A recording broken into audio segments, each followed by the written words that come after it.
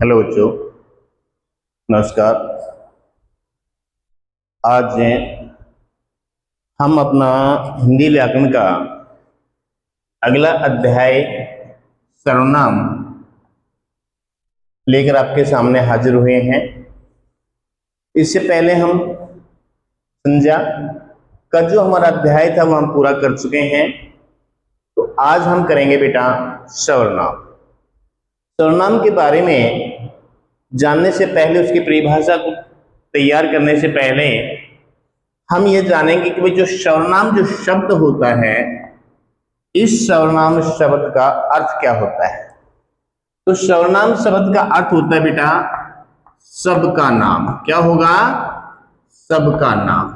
ठीक है बेटा, ये किसका अर्थ हो गया? सर्वनाम शब्द का। अब आप कहेंगे कि सर आपने जो संज्ञा का कराया था उसमें आपने नाम किया था।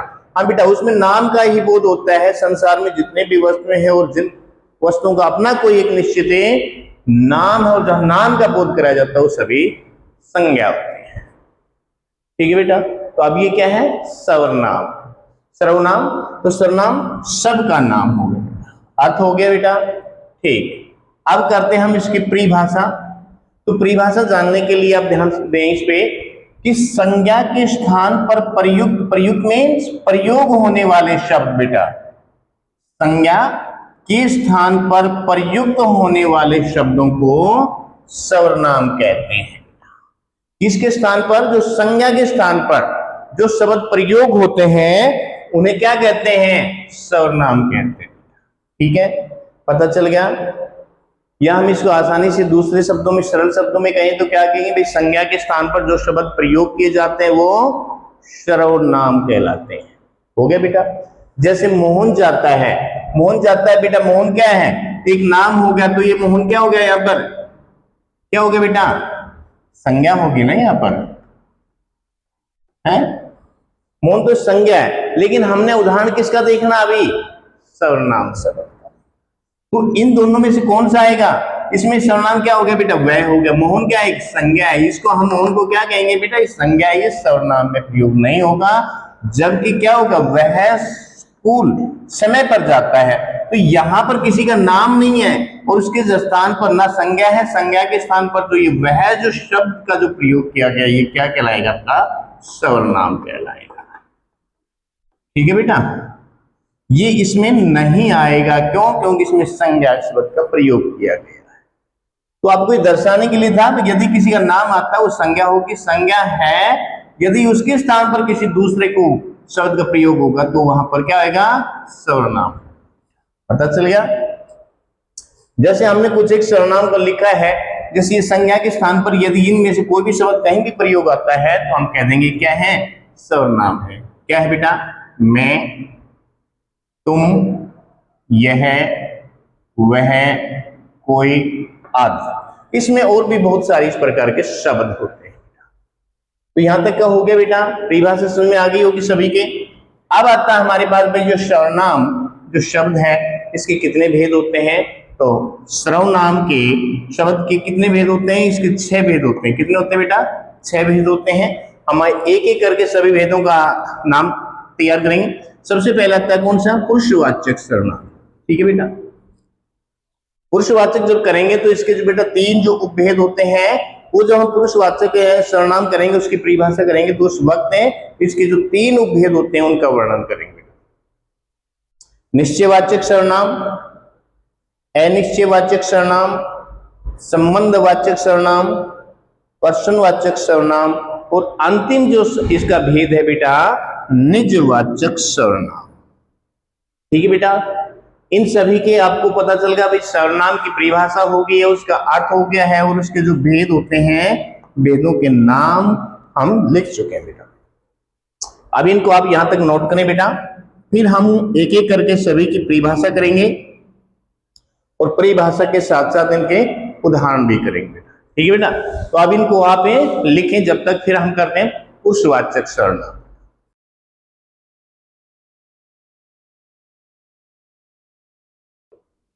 बेटा, हमने पुरुषवाचक सर्वनाम की परिभाषा हम कर चुके हैं।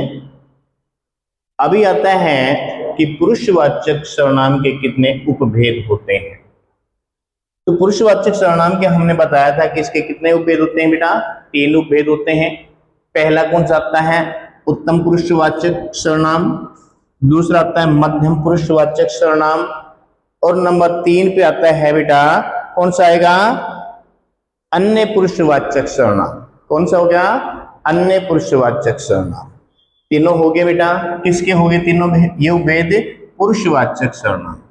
अब हम जो हमने भेद पढ़े हैं किसके, पुरुषवाचक सर्वनाम के, इन तीनों भेदों को हम एक एक करके इनकी परिभाषा करते हैं बेटा, ठीक है। तो सबसे पहले आता है उत्तम पुरुषवाचक सर्वनाम। लेखक या वक्ता, लेखक लिखने वाला होता है बेटा, ठीक है, जो भी लेख है, कहानी है, जो लिख रहा है वो।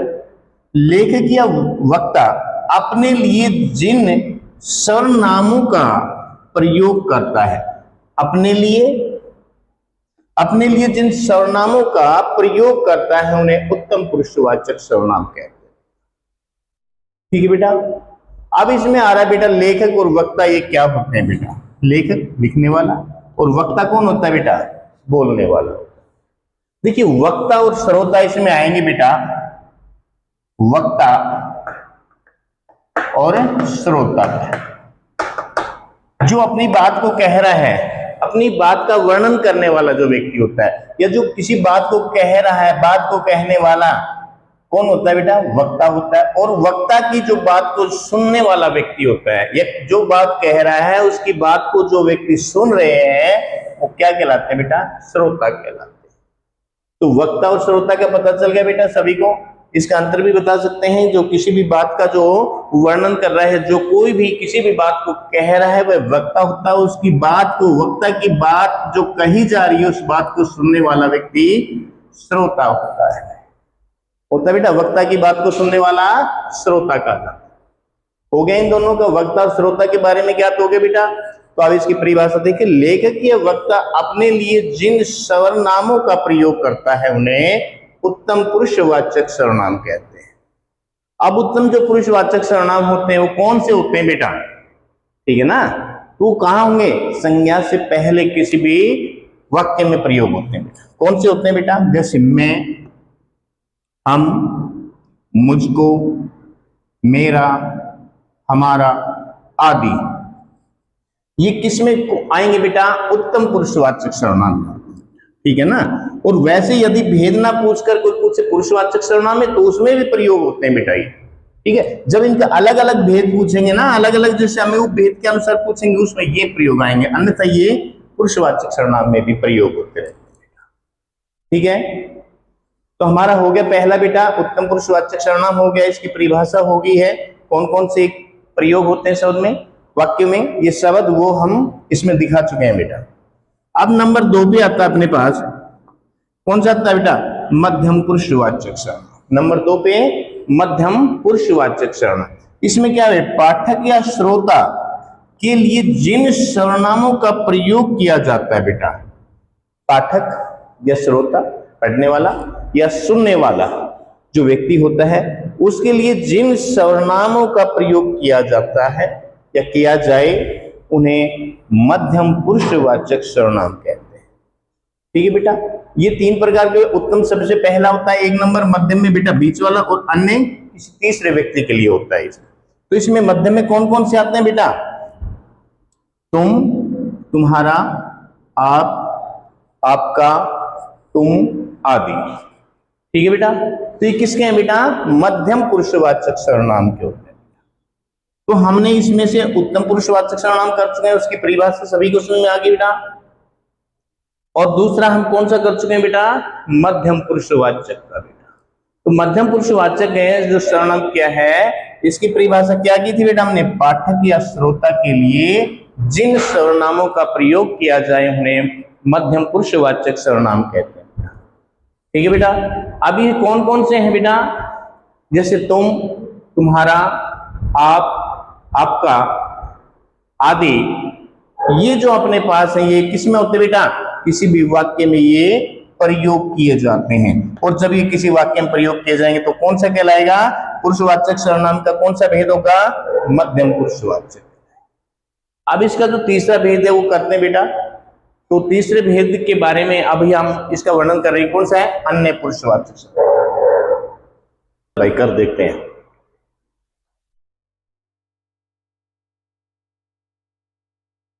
हाँ तो बेटा अब हम जो इसका पुरुषवाचक सर्वनाम का जो तीसरा भेद है वह है अन्य पुरुषवाचक सर्वनाम।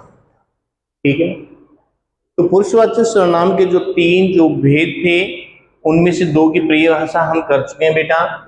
कौन कौन सा बेटा?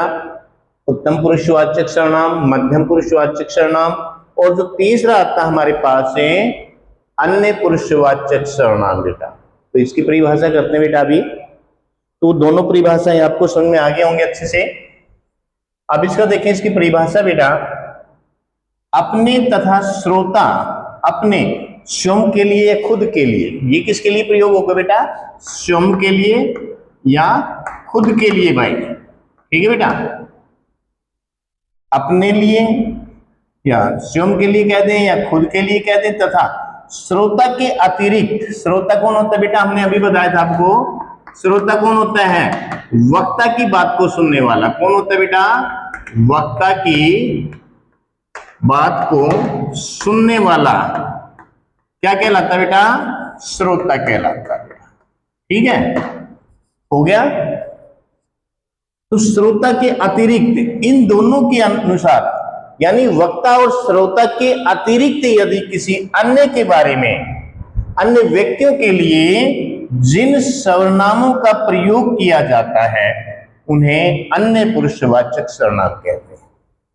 अर्थात बेटा जिसमें न तो बात को कहने वाले के बारे में है न सुनने वाले के बारे में है, परंतु किसी उन वक्ता और श्रोता के अलावा यदि किसी तीसरे व्यक्ति के बारे में जब वर्णन किया जाता है वो क्या कहलाएंगे बेटा? अन्य पुरुष कहलाएंगे बेटा। ठीक है, समझ में आ गया? वक्ता का पता चल गया बेटा। वक्ता क्या होता है? किसी भी बात को कहने वाला होता है, या अपने विचार जो प्रस्तुत कर रहा है वो क्या होगा? वक्ता हो गया। श्रोता, वक्ता की बात को सुनने वाला जो व्यक्ति होता है वो कौन होता है? श्रोता होता है। अब इसकी परिभाषा देखें बेटा, किसकी? अन्य पुरुषवाचक सर्वनाम की। फिर से, अपने हमने कहा था स्वयं या खुद भी कह दे बेटा इसके स्थान पर, तथा श्रोता के अतिरिक्त। इन अपने और श्रोता, वक्ता और श्रोता के अतिरिक्त होगा बेटा। ठीक है, अन्य व्यक्तियों के लिए जिन सर्वनामों का प्रयोग किया जाता है उन्हें अन्य पुरुषवाचक सर्वनाम कहते हैं। परिभाषा समझ में आ गई होगी बेटा। अच्छा, अब आता है इसमें कौन कौन से होते हैं बेटा। देखिए, इसमें समीप और दूर के लिए दो प्रकार के होते हैं बेटा। कौन से? समीप और दूर के लिए बेटा। ठीक है, अन्य व्यक्ति होंगे तो बेटा या तो कोई नजदीक होगा, समीप मतलब नजदीक, और दूर कोई व्यक्ति दूर है और उसको जब हम बुला रहे हैं तो उसके लिए कौन से इनको प्रयोग करेंगे, किस प्रकार के हम, तो वो क्या कहलाएंगे जो हम इनके लिए प्रयोग करेंगे? वो सर्वनाम शब्द होते हैं बेटा। और वो किस में कहलाएंगे? अन्य पुरुष के कहलाएंगे। तो जो समीप नजदीक जो व्यक्ति होता है, एक दूर का होता है, इन दोनों के लिए हम कौन कौन से शब्दों का किस प्रकार से प्रयोग करते हैं? जैसे वह, वे, यह, ये। देखिए बेटा, जब हम करेंगे वह राम है, यह पेन है, तो वह राम है, वह राम है, यह पेन है बेटा। तो अब इन दोनों का बेटा हम क्या करेंगे? उच्चारण करेंगे तो हमें पता लग जाएगा कि नजदीक के लिए हमें किसका प्रयोग किया है और दूर के लिए हम किसका प्रयोग करें। जैसे वह क्या हो गया बेटा? वह दर्शा रहे हैं हम किसी को, तो क्या होगा? दूर हो गया। यह मतलब वो हमारे समीप है। ठीक है बेटा, तो इस प्रकार से हम इनका प्रयोग करते हैं बेटा, नजदीक और दूर के लिए। कौन कौन से हो गए इसमें? वह, वे, यह, ये, उनको, आदि हैं। ये किस में आते हैं? अन्य पुरुषवाचक सर्वनाम में आते हैं। इसमें आगे बेटा सभी को। तो अब हम जो कर चुके हैं बेटा, सर्वनाम शब्द का अर्थ कर चुके हैं, सर्वनाम की परिभाषा कर चुके हैं, और जो सर्वनाम के जो भेद थे बेटा, 6 भेद थे। 6 में से जो पहला जो भेद था अपना, कौन सा? पुरुषवाचक सर्वनाम बेटा। ठीक है बेटा। तो पुरुषवाचक सर्वनाम के जो 3 उपभेद थे कौन कौन से? उत्तम पुरुषवाचक सर्वनाम, मध्यम पुरुषवाचक सर्वनाम और अन्य पुरुषवाचक सर्वनाम। ये जो 3 जो भेद थे पुरुषवाचक सर्वनाम के उपभेद थे, इन तीनों की परिभाषा हम पूरी कर चुके हैं बेटा। तो यहां तक सभी को समझ में आ गया होगा बेटा। अब यहां तक होने के बाद फिर हमारा जो चलते हैं आगे बढ़ते हैं बेटा, जो सर्वनाम के अपने जो 6 भेद थे उनमें से दूसरा जो भेद आता है वह आता है निश्चयवाचक सर्वनाम। निश्चयवाचक में क्या होता है बेटा? किसी चीज का एक निश्चित होना होता है बेटा, ऐसा नहीं है कि उसमें कोई निश्चित न हो, ठीक है। तो इसमें कोई भी हो चाहे उसके क्या होगा, वो एक निश्चित होगा, उसमें एक निश्चितता होगी, उसमें किसी चीज को निश्चित दर्शाया जाएगा, तो उसे क्या कहेंगे? निश्चयवाचक सर्वनाम। अब आता है निश्चयवाचक सर्वनाम किसे कहते हैं बेटा? तो किसे कहते हैं निश्चयवाचक सर्वनाम? उसकी क्या करेंगे? उसकी परिभाषा याद करेंगे पहले हम। तो परिभाषा करेंगे बेटा, जिन सर्वनामों से किसी समीप या दूर के प्राणी, किसका बेटा? समीप या दूर, नजदीक है या दूर है, प्राणी अथवा पदार्थ का निश्चयात्मक संकेत मिलता है, उन्हें निश्चयवाचक सर्वनाम कहते हैं बेटा। ठीक है बेटा। देखिए अब इसमें आप हमें अभी जिक्र किया था बेटा, समीप और दूर के लिए कौन कौन से आते हैं, हमने उनका प्रयोग कर चुके हैं। अब हम निश्चयवाचक जो सर्वनाम पढ़ रहे हैं उसके अंदर जिन सर्वनामों से किसी समीप या दूर के प्राणी, ध्यान रखिए बेटा, अथवा पदार्थ को निश्चयात्मक संकेत मिलता है, उन्हें निश्चयवाचक सर्वनाम कहते हैं। यानी किसी का निश्चित प्राणी के बारे में क्या जाए या किसी पदार्थ के बारे में क्या जाए, उसके क्या होगा? वो निश्चित होगा, निश्चय होगा उसे, और उसे क्या कहेंगे? निश्चयवाचक सर्वनाम। जैसे यह, ये, वह, वे, इस, इन, ठीक है बेटा, इन्हें, इन्होंने, ये क्या आएंगे बेटा? ये आपको दर्शाएंगे किसके बारे में? निश्चयवाचक सर्वनाम के। तो अब हमारा जो निश्चयवाचक सर्वनाम था बेटा उसकी परिभाषा हो गई है। परिभाषा सभी के समझ में आ गई होगी बेटा। तो अब इस परिभाषा को एक बार से फिर से करें, फिर बेटा आगे करेंगे। जिन सर्वनामों से किसी समीप या दूर के प्राणी अथवा पदार्थ का निश्चयात्मक संकेत मिलता है, उन्हें निश्चयवाचक सर्वनाम कहते हैं बेटा। ओके बेटा। इसका हमने बताया था कौन कौन से शब्द हैं जो निश्चय अनिश्चय। तो जैसे यह, ये, वह, वे, इस, इन, इन्हें और इन्होंने आदि का इसमें प्रयोग किया गया बेटा। ठीक है बेटा। तो अब हमारा जो इसका था बेटा सर्वनाम के जो 6 भेद थे, उन 6 भेद में से हमारे कितने हो गए बेटा? 2 भेद हो चुके हैं बेटा। कौन कौन से हो गए? पुरुषवाचक सर्वनाम और दूसरा निश्चयवाचक सर्वनाम। ठीक है। तो आज हम जितना भी सर्वनाम के बारे में, सर्वनाम का जो अध्याय था, इसमें जितना भी काम कर चुके हैं, इस कार्य को सभी बच्चे अच्छी प्रकार से तैयार करें बेटा।